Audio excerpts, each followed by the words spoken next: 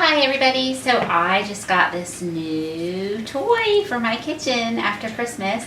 This is the infamous Instant Pot. If you read any paleo blogs, you have certainly heard about it or seen it, and I finally got on the bandwagon. It took me a while because I thought that everything would taste like crock pot food, and I do not like the taste of crock pot food. But finally I decided I would give it a try. It was enough compelling evidence, so I bought one. And this week we have had a pork roast, we've had baby back ribs, I made some chicken broth, and tonight we're having pot roast. And so far, I love it. I love that it is so fast. And I just wanted to give you a quick little video of how I'm gonna make my pot roast. So we can use a couple different functions of the Instant Pot to do this. It has a saute button, which is one of my favorite parts about this compared to the crock pot, because I think part of what I don't like about crock pot food is when you cook something in a Dutch oven, you sear it first and it gets that great caramelization, which adds a lot of flavor. And if you just put something in the crock pot, you miss that part of the cooking process, so you miss all that flavor. But the Instant Pot has this saute function that basically lets you do the browning right here in the pot, and then you do the slow cooking as well. So here's my jar of reserved bacon fat from when we've cooked our yummy healthy bacon. So I'm going to put about 2 tablespoons of that in. You could use ghee, you could use coconut oil, you could use avocado oil, any of the good healthy cooking fats that go up to a high temperature. And so it's on saute, and it's not going to be as hot as, you know, your gas stove turned up to high, but it'll heat up pretty fast. And what I'm going to do is I'm going to sear my meat. So we'll let this melt and get hot, and then we'll sear the roast. Can you see it there? This is a 3-pound chuck roast. It's about 4 inches thick. I'm just going to leave it in one piece because it'll fit in my Instant Pot in that, just like that. I don't have to cut it up. And so I'll sear it on all sides, so it'll be about 6 sides, and that'll take about 15 minutes. I'll show it to you when it's done.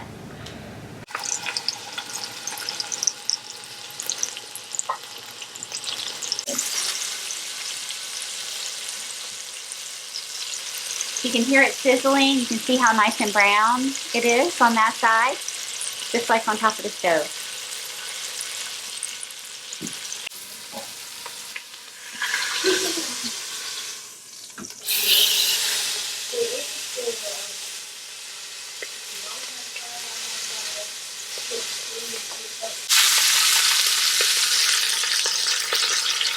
Okay, so we're brown on all sides now. So I have a pie pan sitting right here. I'm going to take it out. Let it sit there for just a minute. I'm going to put this is 1 medium-sized onion. I'm going to put this in. Just stir that around, saute that for a minute. This outer part will get kind of warm, but it's never hot. But that is really hot, so be careful not to touch that. And it'll kind of slide around because it's loose in there.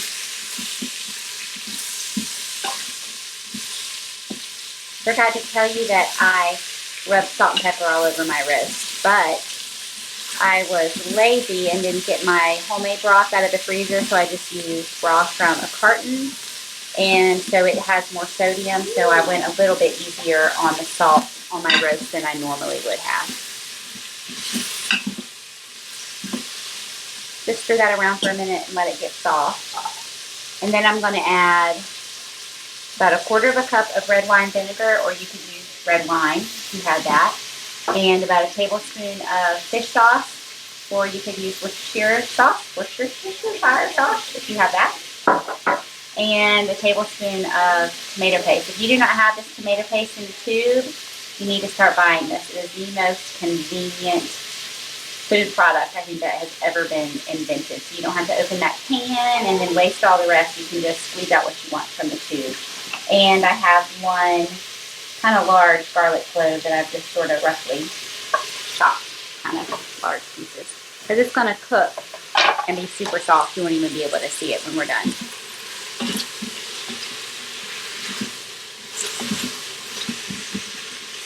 Okay, so in goes my tablespoon of tomato paste. I'm not measuring. I know about what a tablespoon looks like, so I'm just going to squirt that in. Just like I would tell you to brown your tomato paste on top of the stove, I'm going to tell you to cook it in there for a minute before you add anything else. Tomato paste is just concentrated tomatoes, so as you cook it, it sort of caramelizes the sugar in the tomatoes and it deepens the flavor. I should tell you too, this is the recipe for Instant Pot roast from the Domestic Man, Russ Crandall, thedomesticman.com. I'm sure I'll end up altering the recipe just a teeny bit, but I'm starting with his. Since the Instant Pot is totally new to me, I wanted to go with somebody who knew what they were doing. So in goes my garlic. Over here I have potatoes, carrots, and mushrooms. Those are going to go in once my roast is completely done. I'm just building all the flavor for my beef to cook right now. Okay, so in goes my tablespoon-ish of fish sauce. That's really strong stuff, so be careful not to put too much of that in.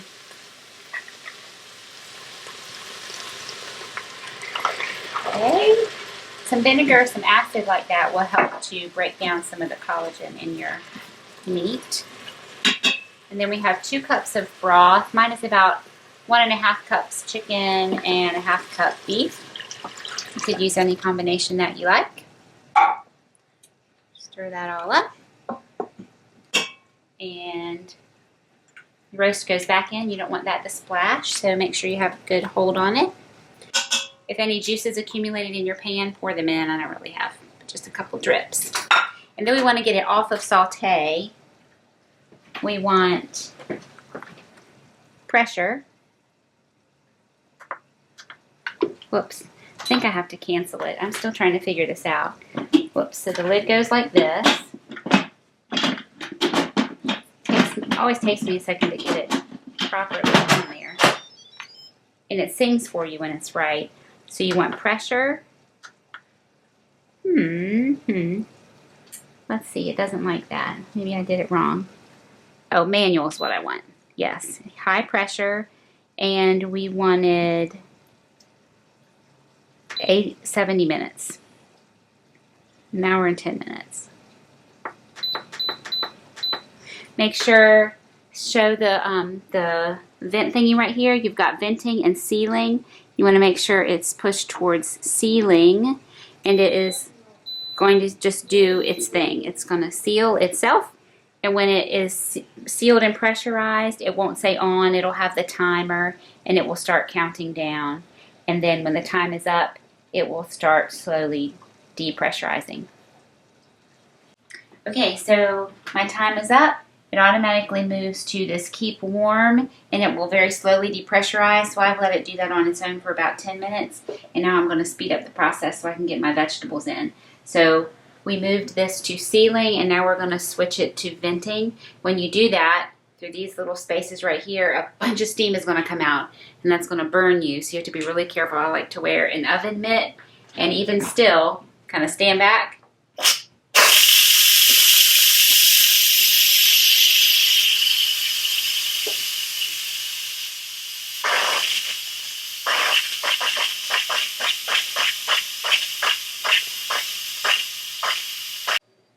Okay, the float went down. It's done. Now we can unlock it. Just leave your lid handy because you're going to put it back on. We're going to take our roast out. Can you see that in there, cameraman? You can tell it's very tender. There's a good chance it's going to fall apart when I try to lift it out. I'm going to turn it on its side so it's easier to grab a hold of it. And I'm going to move it to my pan. And I want to make sure it's as tender as I want it to be. I want it to really fall apart.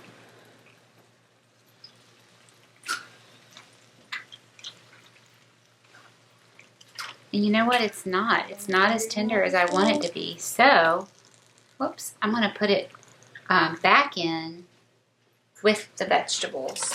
Whoops. I'm kind of surprised, honestly, because other people's recipes said 45 minutes and I cooked it for 70. But since I have the lid off, I am going to taste my broth and make sure it has enough seasoning to cook my vegetables and season them well. Let's give that a taste.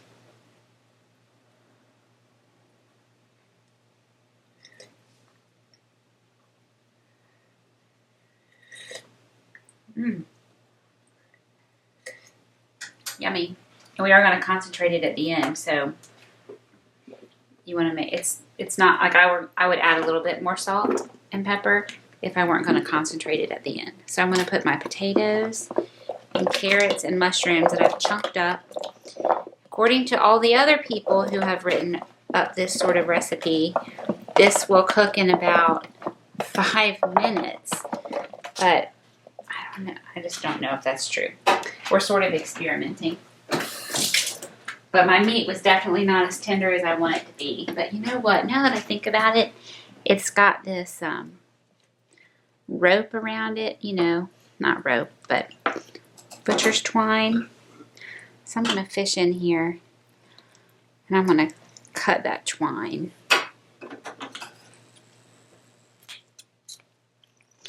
I thought I would try to do it with my left hand, but obviously that's not working. Just make sure it's not seeming done because that twine was on there. You know what I mean? Yeah, it's not as tender as I want it to be. So down you go. Lid goes back on. Off. Stew. High. I'm going to adjust the time. We're going to just try 10 minutes and see how everything is in 10 minutes. Might be that my vegetables are done. I don't need to take them out, but I need to let the meat go. Make sure you put this back to sealing so it'll seal. And we're good. And now we just have to wait. Alrighty. Time to wait. Let me taste this.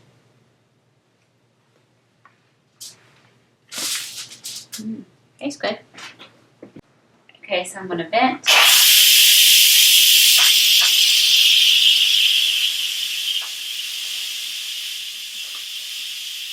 just turned it on. There we go. So, I'm going to take the vegetables out with a slotted spoon. I'm going to go ahead and turn this on to saute again because I want to reduce the liquid a little bit, which I could also transfer it to a pot and do it on the stove, but why get another pot dirty? So just do it right here. These are all perfectly tender. I can tell by looking at the potatoes. Some of them are sort of cracking open, which means they are done. So I'm going to fish all these veggies out, and then I've turned my broiler on high, and I'm going to put them under the broiler and see if they can crisp up a little bit. This pan is getting hot. So I need okay, I'm going to take my roast out so I can more easily get to the rest of my vegetables.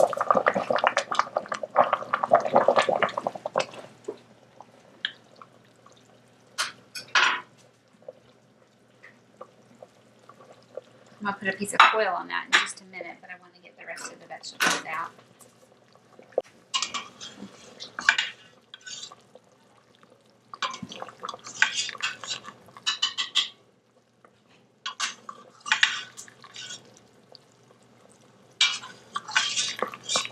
I would say these vegetables being in there for 10 minutes, they are slightly overcooked. I mean, they're really tender, which is fine. It's going to be fine. But I think I would have liked them slightly less tender. Let me fish them all out.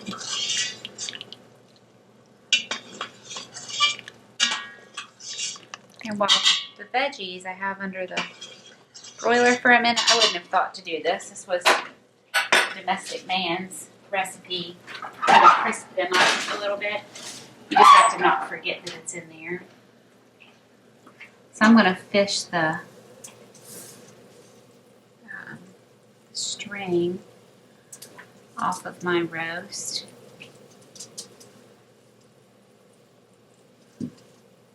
You can see my dad's birthday cake sitting right there. It's a German chocolate cake. And I hope it's yummy, but I haven't tasted it.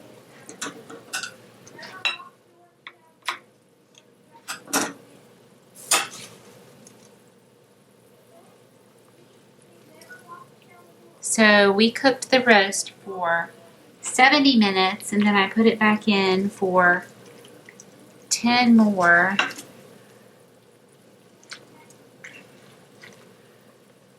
And you know what? I mean, yeah, that's tender. I could probably even let it go maybe 10 more minutes. Maybe this is a really tough cow. I don't know. It seems like it should be more tender than that by now. So I would say starting with an hour and a half would be a good rule of thumb, but you may have to do it a little bit more. And of course, it's going to depend a little bit on the cut of meat you have.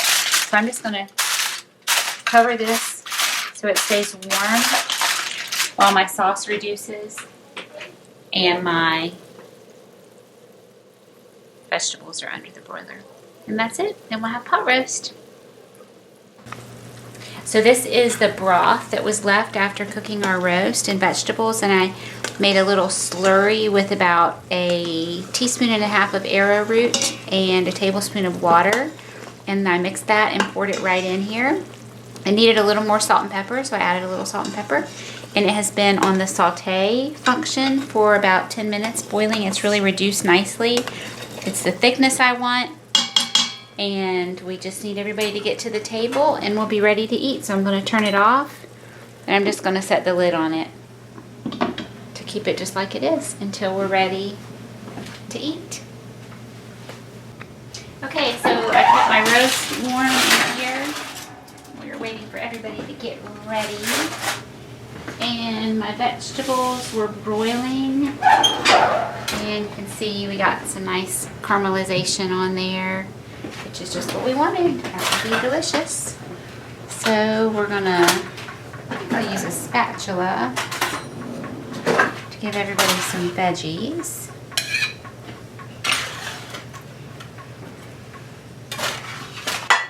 I'm serving these in a bowl because that broth was so good. We want to get plenty of that. I'm gonna eat it like soup. Okay, and there's our meat, which there's not a whole lot of fat on this, but there is a little bit, so I'll try to pull off what I can and just put big chunks of meat in everybody's bowl. Oh, there's the other piece of that string. I knew it was in there someplace. Cover this back up. Somebody wants more.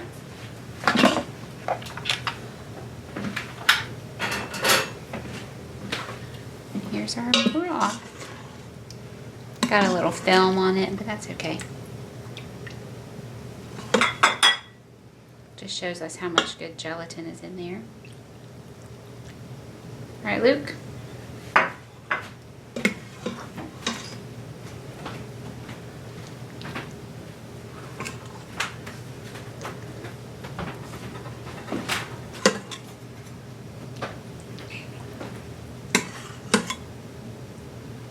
Give that to Daddy. And we're all done.